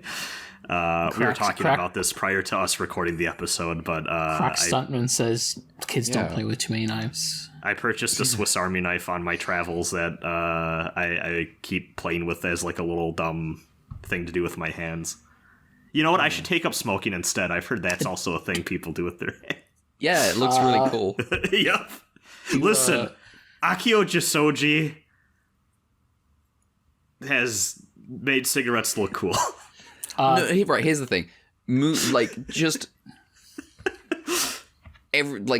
every movie that knows what it's doing has made cigarettes look like the coolest thing in the world. It's tragic. This is just kids aren't ready for how cool it looks to smoke. Neither are lungs. Neither are lungs, unfortunately. Now, to be fair, as penance for making the cigarettes look cool in the Jamila episode, he did direct an episode where cigarettes are a tool used by aliens to make people go berserk. So, and also space opium. I'm still so confused about what that episode means. Anyway. Do we need to have another sit down at the table to talk about this? Oh, yeah, clearly. We should probably sit down at the table and talk about the next half of this story arc. Yeah, let's talk about Part 2. Can I just Ultra real God quick do they're both directed by Kazuo Mitsuda. Again, Boss Dang and Peter episodes of Ultra Q. Nice. And I think he does a good job here. Yeah, he's also Rascal from Outer Space, Don't Shitarashi, Loch Ness Monster, Dinosaur Base, Pigmon Part 2. And then also these were both written by Tetsuo Kinjo. All-time Who wrote guy. a lot of episodes this season. Yeah. Yes. God damn. All right.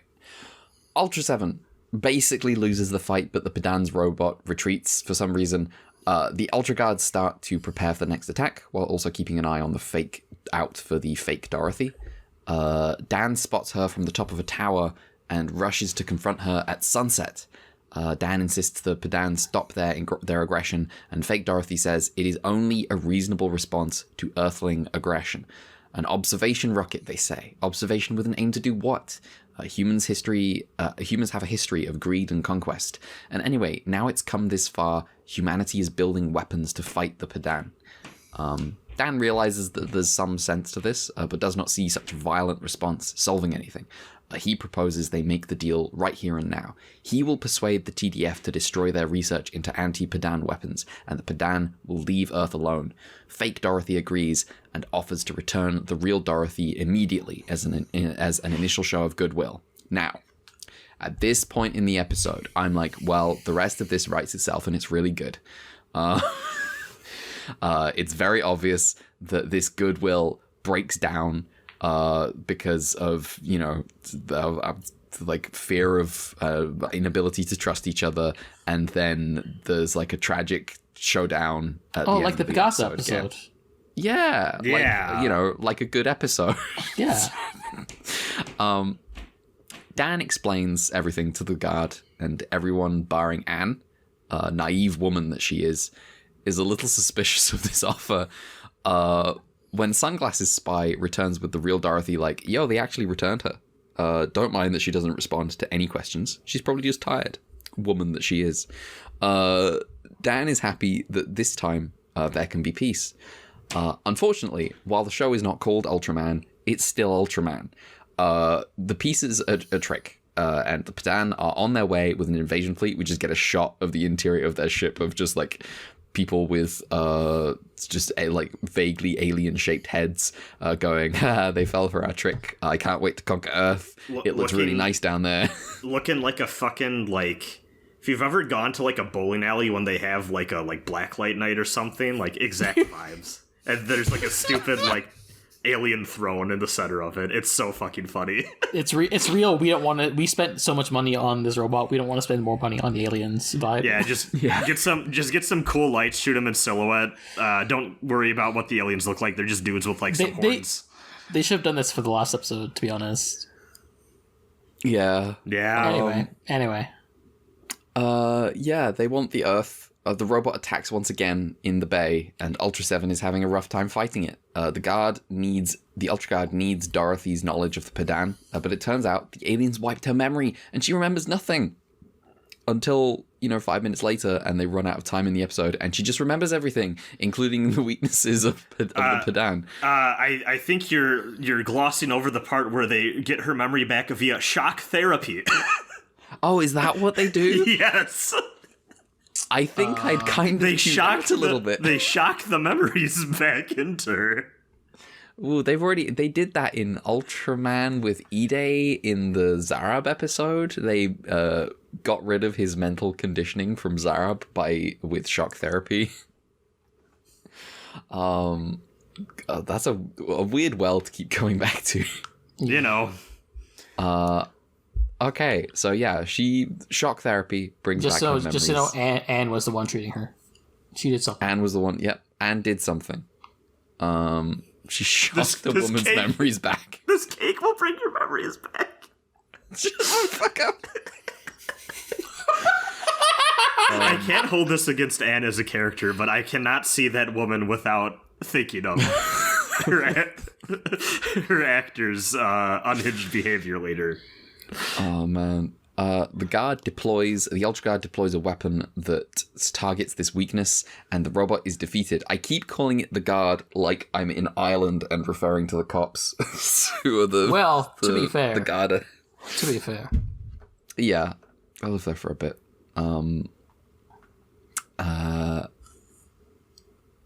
Speaking of, actually, this is going back to the first episode, but like a minor point that I think we just didn't really touch on because it doesn't actually matter. But when all of these people are being reported, like all the visitors are being reported as killed, everyone wants to investigate except for the captain, who is like, this. We deal with monster attacks. We don't deal with like serial killers. We get over it, but it's not. This isn't our jurisdiction. Then immediately the news comes. Oh, all of these people work for the fucking defense force. He's like, well, it's our problem now. Yes. so funny. The Ultra Guard deploys a weapon that targets this weakness, and the robot is defeated. The day is saved. Another alien murdered. The end. Yeah, Dan just shoots their saucer, and then the alien fleet's like, fuck, turn around, bye. Yeah. This episode, widest gulf between opening and ending for me. I'm like in terms of like the beginning of this story, the coolest shit in the world, and the ending is just like, what are we doing here? I agree. The one note I wrote for this episode is that while I appreciate that Ultraseven is getting a little more complex and layered with its plotting and like introducing multiple like subplots and stuff and just making the episodes a little more dense, I felt like this one needed another editing pass.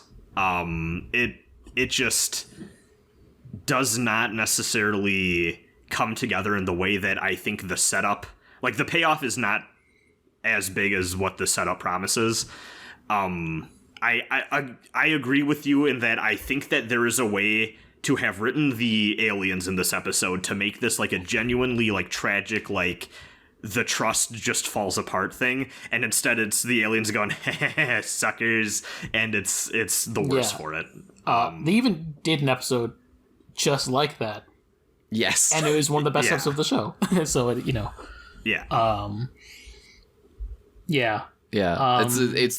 it's the difference between Ultraman and Ultraseven is that the Ultraman episode where Ultraman commits a genocide, we're like, you have to watch this, it's unhinged. And the Ultraseven episode where they commit genocide, like, you have to watch this, it's like sad. Yeah. Yeah, I got a few notes on this one, on this two-parter. One, as I mentioned in the first episode of Ultraseven, during the production history, for these two episodes specifically, for whatever reason, the normal suit actor guy, Koji Uenchi, couldn't do these episodes, so they got a different guy, Eiichi Kikuchi, instead. And apparently, just as a weird note, apparently kids notice, he fights different in this episode, which is kind of funny. That's fascinating. I would not have... Yeah, like, different in the mannerisms just a little bit. Like, it's interesting that different suit actors have different tics, and people can notice that. It's cool. Shoutouts to the kids. I had no fucking idea. Yeah. Second, this robot is called King Joe. Let's fucking go. I've been waiting for King Joe to show up. Yeah, King Joe's a classic guy. And he's also, his name, I think he was named retroactively again because, he has 9 in this episode, but he's named in tribute to Tetsuo Kinjo. Interesting. That's cool. I have been waiting for King Joe to show up because I forgot to talk about this, but when I was at that fighting game tournament and then I went to Galloping Ghost Arcade, they had a corner dedicated to tokusatsu games. They had 2 Godzilla games, both of which sucked, and then they had 2 Ultraman games, one of which was a fighting game that sucked. One of them was a shmup, where, like, I want to say the stage 1 or stage 2 boss was King Joe, and I was like, I don't know who the fuck King Joe is, but I'm gonna wait for him to show up now because I've been spoiled because of the shmup. Yeah, King Joe. For any bad thing I have to say about this, the second part of this 2-parter, King Joe is so good. Yeah. I'm sad I didn't recognize him just based off of appearance because I've been looking forward to him. Also, again, using my same sources, the Ultopia blog. Apparently, this as a combining robot predates Get a Robo, which is worth noting. Oh shit! Yeah.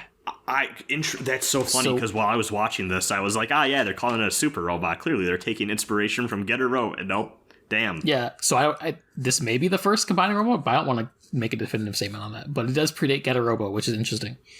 That's so fascinating.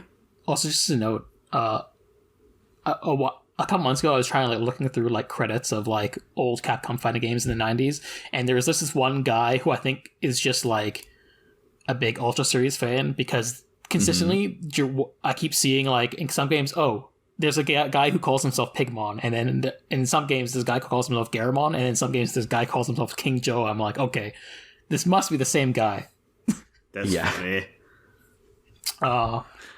Also, I was talking about this episode earlier in the week with Triblast again, and he gave me this funny story, which I'm going to send. How am I doing this one?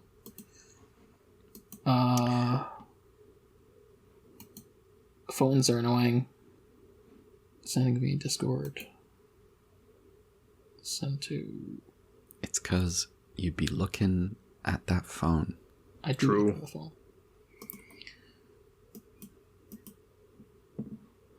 Yeah, so. Okay. He Can I read this?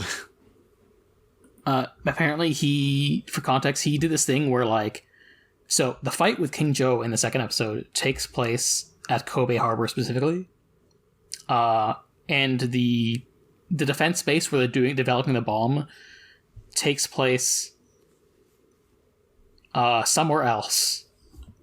So he calculated the time it would take to get from the base to the Kobe in real life. The base is at Mount Rocco. And the base is probably deeper in Mount Rocco, and basically the lab is 20 minutes up the mountain. So basically it's based on this, we can conclude that Ultraseven was fighting King Joe from 60 to 120 minutes. God damn. This does remind me of something that did bother me during the episode, is that Ultraseven starts fighting this thing, and the entire time that's happening, the subplot of getting Dorothy's memories back, her being we need to build a bomb, them building a bomb, and then them coming down, even ignoring the real world logistics, that is a lot of shit to have happen while Ultraseven is fighting this thing. And also just felt very I wish that they maybe did another editing pass on the script. Yeah. Mm-hmm. It is very funny.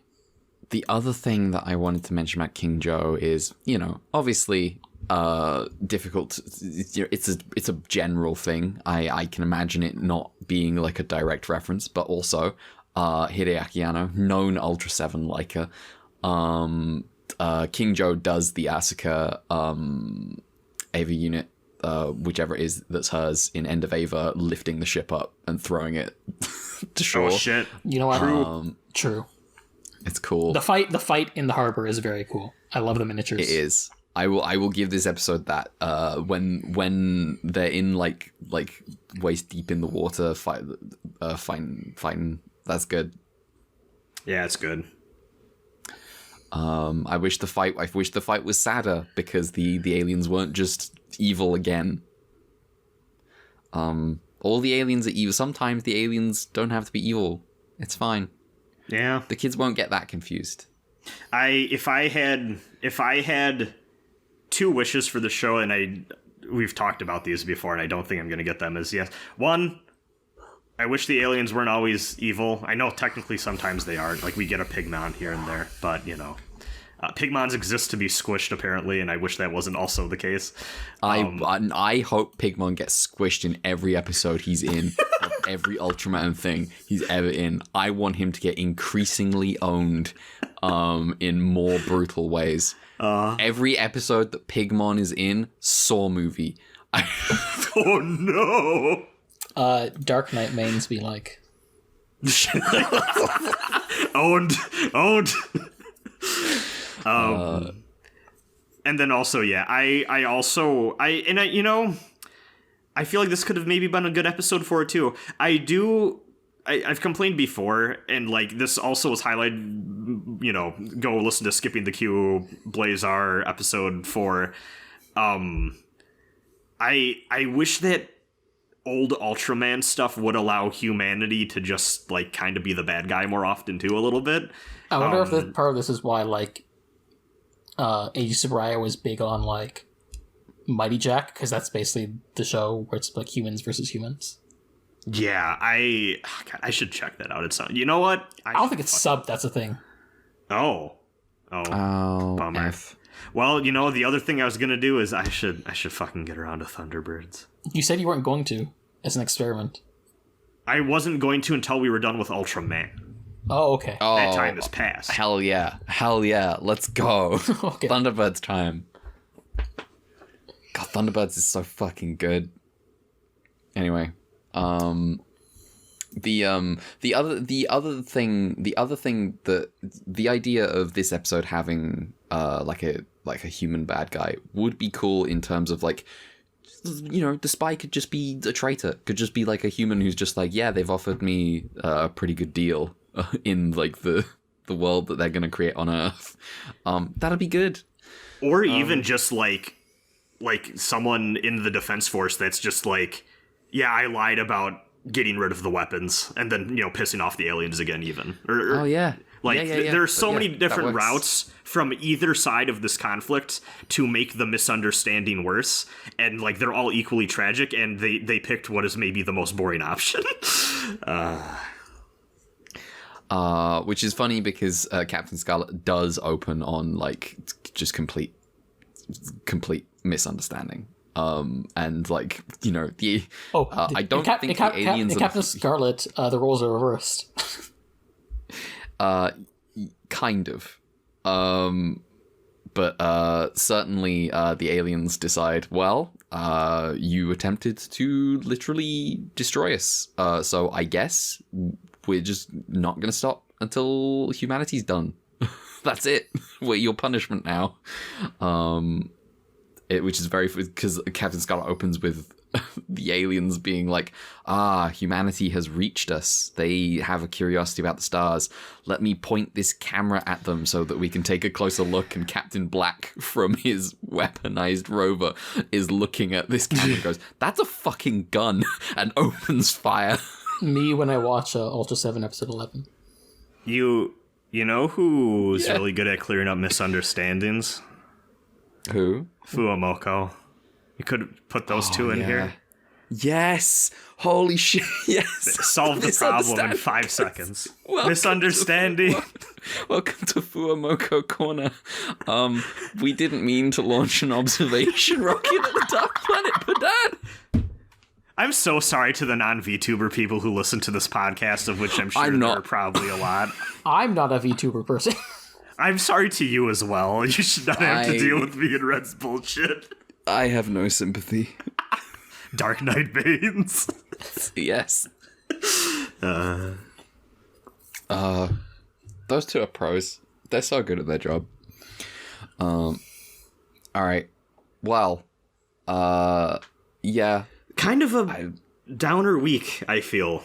A little, yeah. Oh yeah, also the OP title card for Ultra 7 changed to paint. It did. Okay.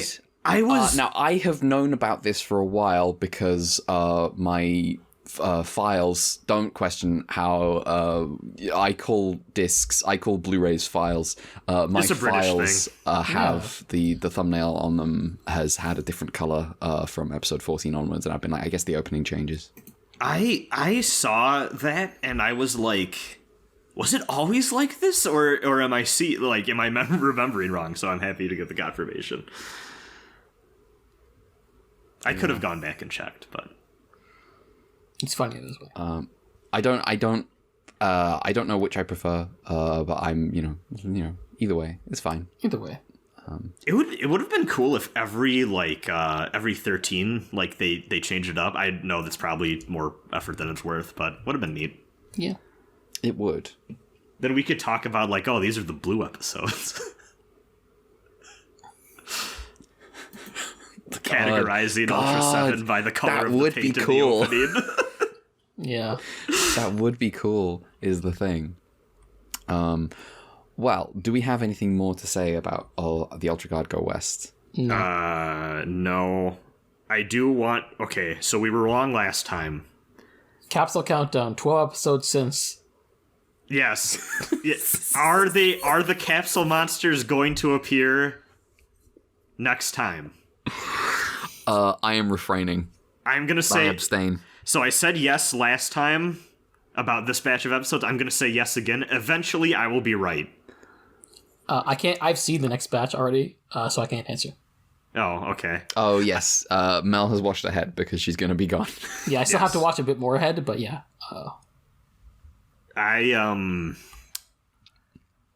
just think it's fascinating that they invented Pokemon without knowing it, and then they just proceeded to not use the Pokemon.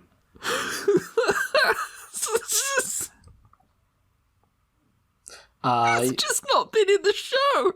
Why? You know, I might try and do research so we can talk about that in the final episode, just so we have like more production stuff. Because that final episode also seems like a good time to talk about like the unmade episodes. Because there's a bunch of those, and I'll try and get something going on. Ooh. Yeah, every now and again with these shows, like, I feel like when we're looking at the production, or just, like, even, like, me looking at the directorial and, like, writing stuff, I hear these little whispers of, like, episodes that didn't get finished or, like, weren't made, and it's like, damn. Yeah, like... What's cooking there? I'm not to spoil anything, and hopefully it will be something that we can actually cover. But, like, I know that there's, like, a thing that... There's a dramatization of like a canceled unmade episode in the Ultraseven I loved. That's just like, this didn't happen in real life, but because it was in the drama, people assume this was actually true. Which is funny. Okay. Hopefully we can talk about it in the future. But yeah. Yeah, I will say, even though I feel like this is probably our weakest batch of Ultra 7 episodes so far, I would still probably take these over the weaker episodes at the beginning of Ultraman. Is it weaker than last week, you think? Because I feel like last week was kind of... What was I think this is weaker than last week for me personally. Okay. What were the episodes last week? Suspicious Neighbor, Dragon on the Mountain, and with Alien Wild. Illegal. The illegal one. and the illegal one with Alien Spell.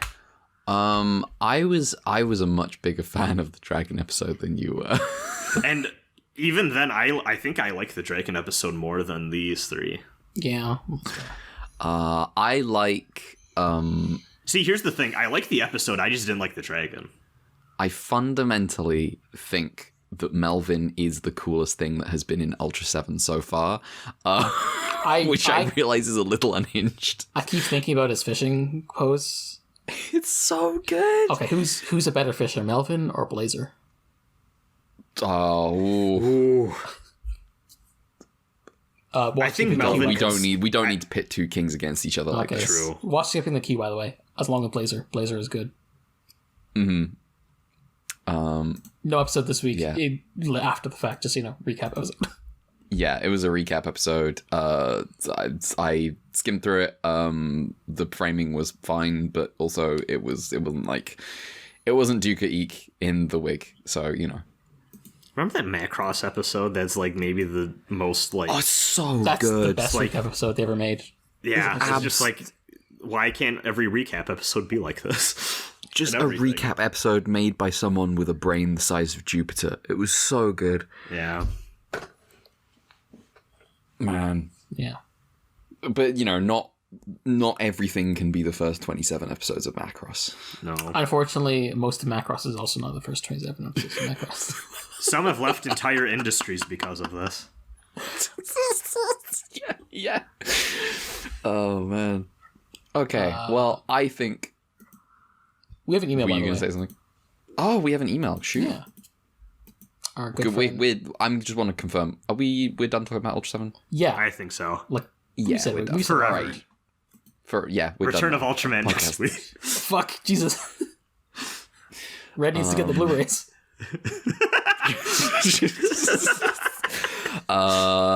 No, I don't. Yeah, so I already got him. Another email by Cydrixar. Yeah. And they say, glad we're liking Ultra 7. We're about to hit the real good stretch of episodes, in their opinion. They also glad that we like the song that we place at the end of the episode. It's a fucking good song. There are a few other songs released with series. One song is about being a manly man in the Ultra Guard. One is about a bunch of kids leaking classified documents. Yo! Holy shit. The kids are alright.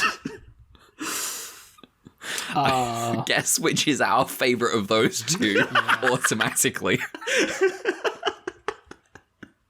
Apparently, there was an alternative OP that almost made it in, which they sent to me, but apparently there was like a competition between, and like the one that we got in the show won out between the two, I guess. But they still find like places to put an instrumental version of the other OP. I will... Maybe. You know what? I will use this at... Maybe I'll use this at the end of the episode. Yeah. They just gave me a list. They just gave me a video on their channel with a lot of Ultraman songs, because their YouTube channel is just like basically compiling OPs and music from Toku stuff. Oh, nice. Yeah. Oh, cool. Yeah, I might pick out the... I don't know which one is OP. I don't know which one is which, but maybe it says in the description stuff. Okay. I will see if I can figure it out and use it for the end of the episode. That sounds cool. The show has got... Seven has got dubbed twice. Once in Hawaii, because lots of Japanese people in Hawaii.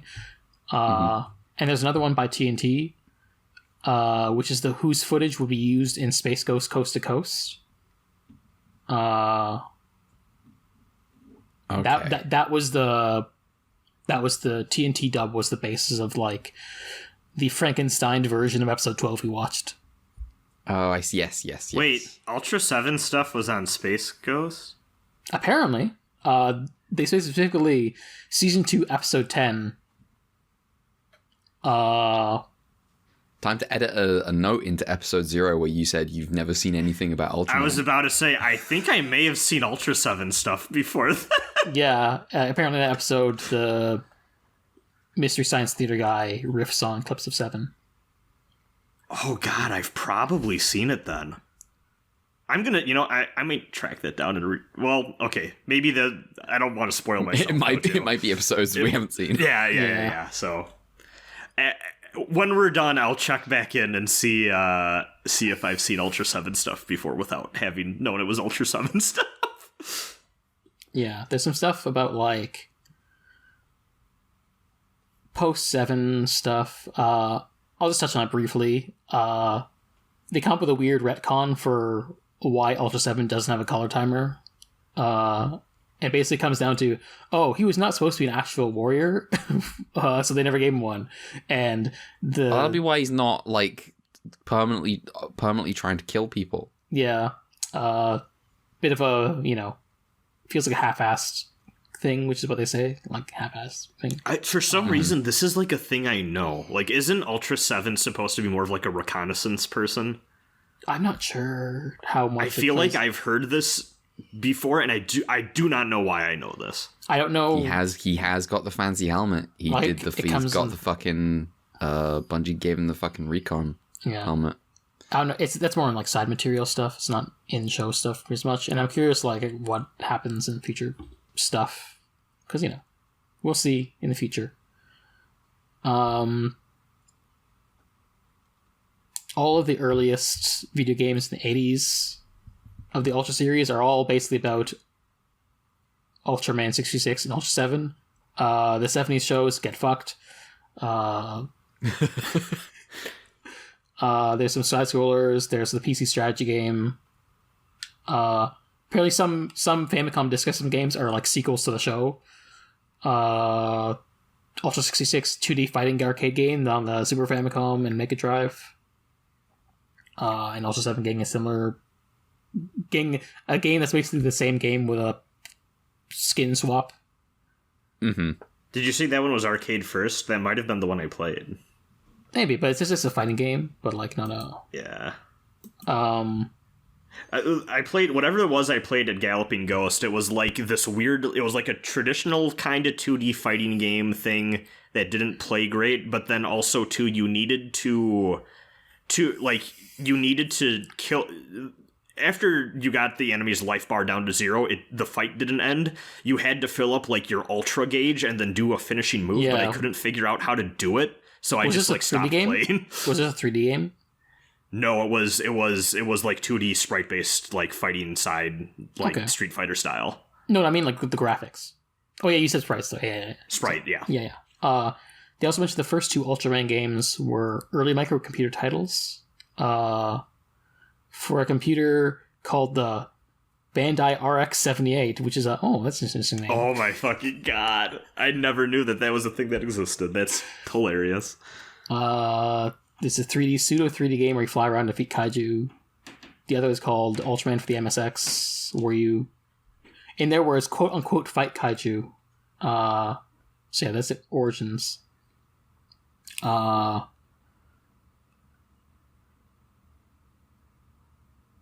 They also mentioned, just for our own reference, and I don't know how we're going to do this thing anyway, but we'll see because it's not out yet anyway, that the Ultraseven short film, that's like an alternate based on episode 6. They have seen the trailer and said they also ties into stuff from like future in the show.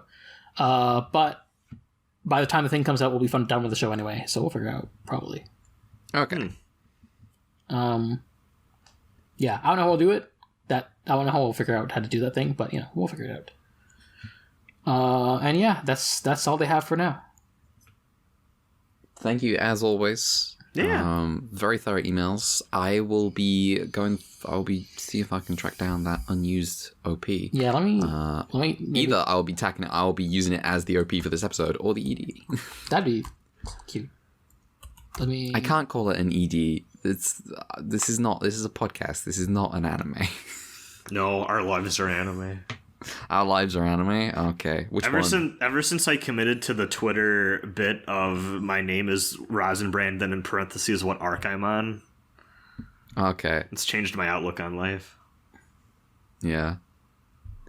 Alright. Well, we can go into plugs. You can follow the show at ultra_Q on Twitter. I think we're sticking with Twitter for now, until somewhere seems like it's genuinely like there are more people there. Yeah, I'm not wasting a Blue Sky invite on our podcast yet. Oh fuck it, I probably could. I think whenever I'm due for another one. And if you want to follow me, I'm at gender_redacted on Twitter. That's still my one. That's still where I am. They're gonna have to literally push me out the door to get me off. Mel. You can follow me on Twitter and the other sites at Dear Crowns. We have a YouTube, UltraQ. We have an email, ultraqpod@gmail.com. We have a Coffee, UltraQ Fund, which is for the subs, media acquisition stuff, like, the Ultraseven I loved, which I acquired, and now needs subs. Rasen. Mm-hmm.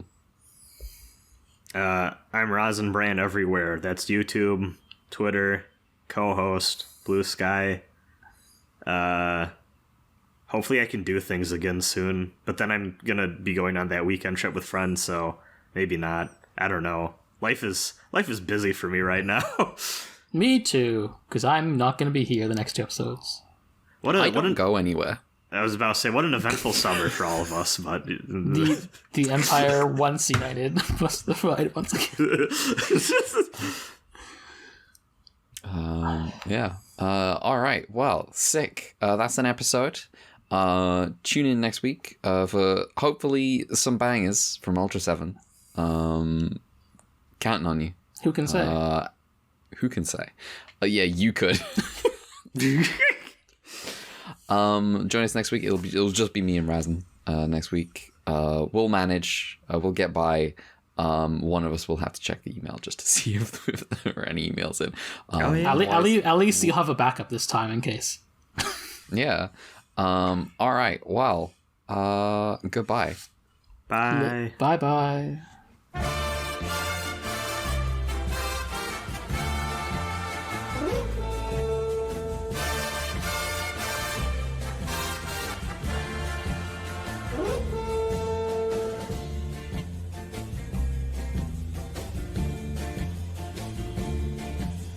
One, two, three, four, 1, 2, 3, 4, 5, 6, 7.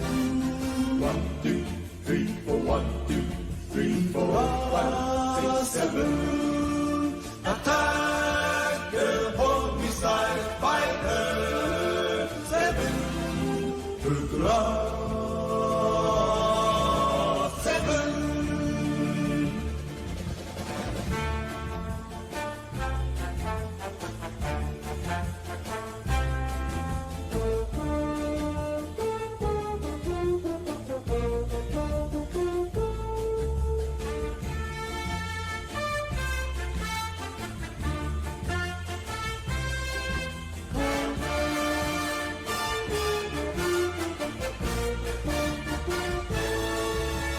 One, two, three, four, 1, 2, 3, let's 4, go.